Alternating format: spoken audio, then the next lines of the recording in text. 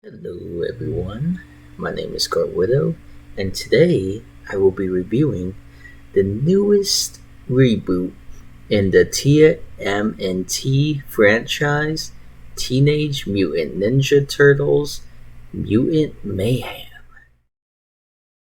Can I kick it? Can I kick it? Can I kick it?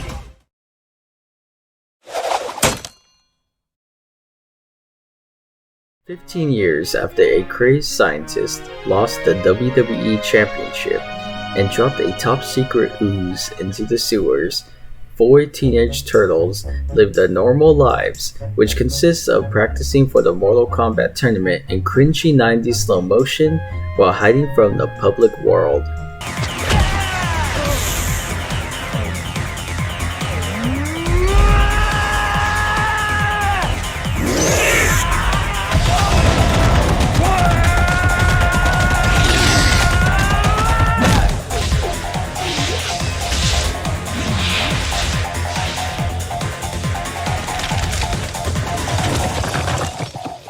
Being scared of the human race because of their rat sensei slash father said they are like the cheese from Diary of a Wimpy Kid, Turtles, Leonardo, Michelangelo, Raphael, and Donatello remain in the shadows whenever they sneak about New York City. However, when curiosity overwhelms them and an opportunity to become accepted into the human world arises, the brothers set out on an anime journey that will change their perception of life forever.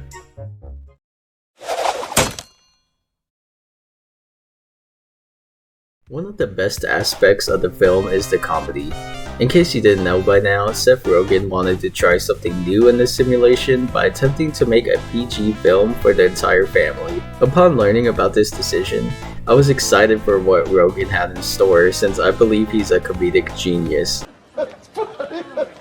Hey! Oh, Fred. Oh yeah, look, What's the problem? I'll tell you the problem. What? You're the problem, man. You're everything that's wrong with this fucking country. Cause you're an old, rich, white piece of shit, and your media conglomerate is ruining this planet. Enough. I'm done anyway. I had more time with you than I thought I would, so joke's on you. Excuse me, thank you. Oh, shit!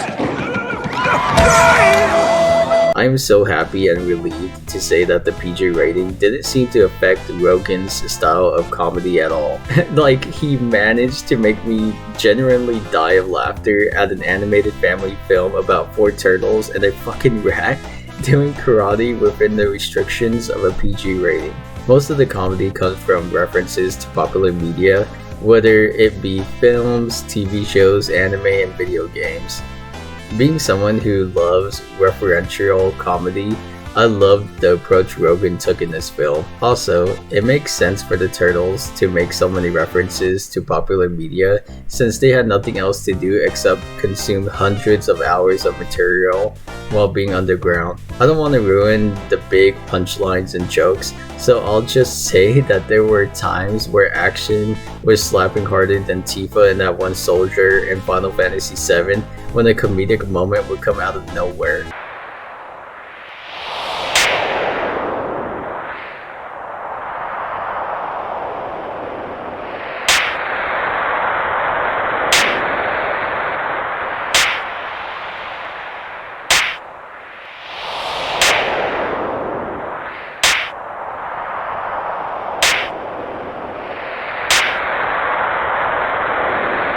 Ultimately, Seth Rogen proved that there really is no rating holding him back because his comedic genius was just as sharp and witty in a PG setting. It soared in its delivery and contained levity for all ages to enjoy.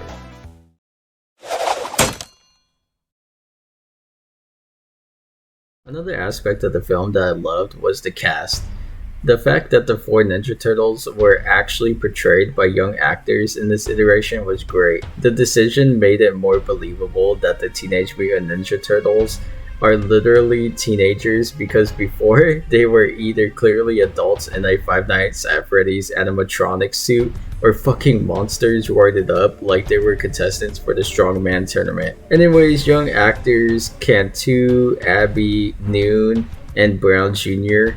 were great as Leonardo, Donatello, Raphael, and Michelangelo respectively. Each of them felt properly defined as their own character and proved to be great voice actors. Moving on, Jackie Chan was a great choice for Master Splinter. I loved his voice acting, and the scenes where he got center stage were some of my favorite moments in the film. He was the lovable father who was also relatable in his quest to keep his boys safe from harm. Also, Ayo Edebari as April O'Neil was a pleasant treat. I liked what the film did with the character and de-aging her a bit to match the turtles' ages. It gave the character April a new dynamic and to be a foil to the philosophy of the human race that was taught to the turtles. Edebari was pretty good in the role. By far the standout in the film, besides the Ninja Turtles, was Ice Cube as the main villain Superfly. Ice Cube was ruthless and scary as the villain, while also throwing in his own flavor of humor for the audience to enjoy. He was a surprise hit for me, and I didn't expect Ice Cube to be as good as he was. I didn't even know he was in this film, much less the villain, so it was a nice surprise to realize he was in the film, and even a bigger surprise for him knocking me the fuck out with his talented performance. Oh, shit! That's my fight, punk!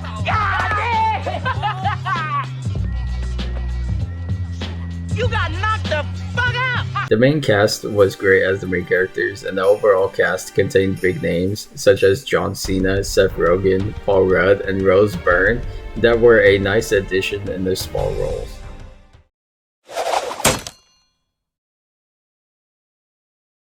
The last thing I want to talk about in the spoiler-free section is the animation. I feel like ever since Spider-Man Into the Spider-Verse came out in 2018, animated studios stepped up the game in this iteration. We've seen DreamWorks late last year introduce a new art style to the Shrek universe in Puss in Boots: The Last Wish, and now Paramount Pictures tried their hand with a new Witcher quest in this film.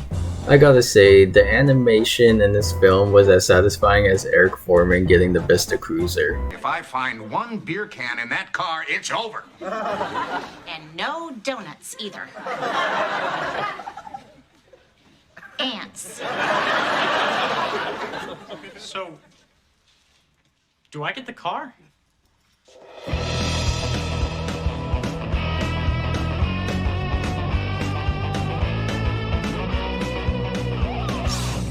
Bitchin'! Eric, not in front of your mother. The film literally looked like a comic book brought to life, and I loved the aesthetic. I felt like I was a little anime girl looking at the most beautiful thing ever, as the animation elevated every single aspect of the film. The action sequences were enhanced, the emotional moments were enhanced, the comedic cuts were enhanced, and everything else was enhanced. I was so enamored by the animation that I didn't want the scenes to end most of the time because the animation was a work of art. I just wanted to jump towards the screen faster than Sasha Browse jumped towards the bread after running all day.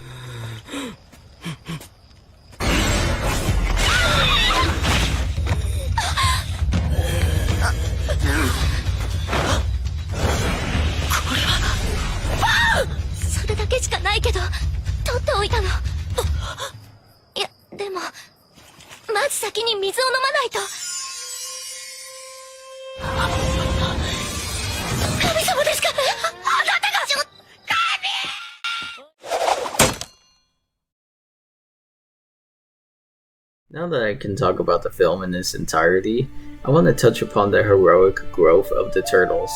I absolutely loved how the film portrayed the growth of the Turtles, from being shy introverts to becoming New York City's saviors. The first ever time they battled street criminals to reclaim April's moped, the Turtles hilariously were undermatched and only won because they fucked with the car in the garage in the exact same way as that crazy hillbilly from Resident Evil 7.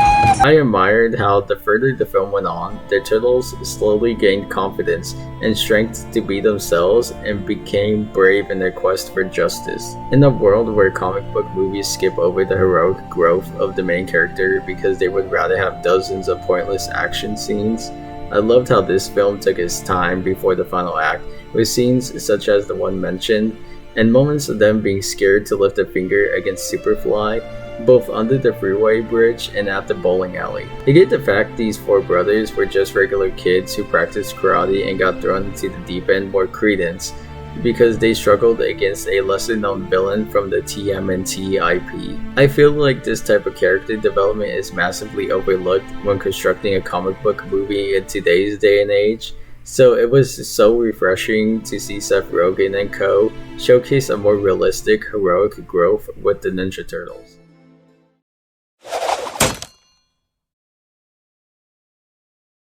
Another strong aspect of the film was a surprising amount of emotion. This film had a couple of emotional moments and the overarching lesson of the heart and humanity that both mutants and humans possess as an overall species. In the beginning of the film, Master Splinter is convinced that all humans are evil monsters who only want to hurt mutants and milk them by the nipples like Greg from Meet the Parents, because of the highly negative experience he had a number of years ago. I went in and just simply, just into a little saucer, and then took the saucer and fed it to Geppetto. That's what I named him, Geppetto. I had no idea you could milk a cat. Oh yeah, you can milk anything with nipples. I have nipples, Greg. Could you milk me? However, once April O'Neil got over her fear of being a news reporter in front of a major audience and cleared the air on mutants, Master Splinter realized that not all humans are evil titty-milking monsters. The acceptance of the human race was a level of emotion that I didn't expect going into a TMNT film, especially with what we got in the past. On the other hand, the humans realizing that not all mutants were evil either, and they became more accepting of that species when they were given more context. The level of emotion felt through the lesson of acceptance and dropping feelings to discriminate against others whose values and culture are not known upon first viewing was a powerful feeling. In the end, I loved the route this iteration of the Ninja Turtles took, as it actually was a great lesson to teach younger audiences.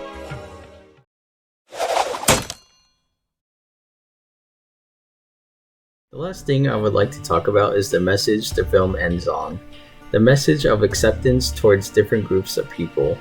I loved how this film used the topic of mutants versus normal people as a metaphor to how people in real life discriminate against groups of people solely because they look different than them. By showcasing the Ninja Turtles being accepted not only by the people of New York City for saving the day, but by their fellow peers at their new high school, it proves that anyone can find peace and love if more people are accepting and inclusive of others. This film took the X-Men concept and actually executed it better than any of the live-action X-Men films. Don't you know who I am? I'm the Juggernaut, bitch! I really enjoyed this message of inclusivity, and I left this film wanting more, as it was a blast and a genuinely heartfelt experience that was amazing. Seth Rogen proved that he really does love the Teenage Mutant Ninja Turtles, as he gave this film the utmost respect and attention as he gave his best effort and succeeded in his craft. I am definitely excited for the potential sequel and hope for it to happen sooner rather than later. Well, that'll do it for this film. Overall, it was a great experience filled with big laughs, awesome action sequences, deep emotion, and a powerful message all wrapped together in a beautiful animated picture. With a successful venture into the world of the PG rating by Seth Rogen, I will give Teenage Mutant Ninja Turtles Mutant Mayhem a 9 out of 10.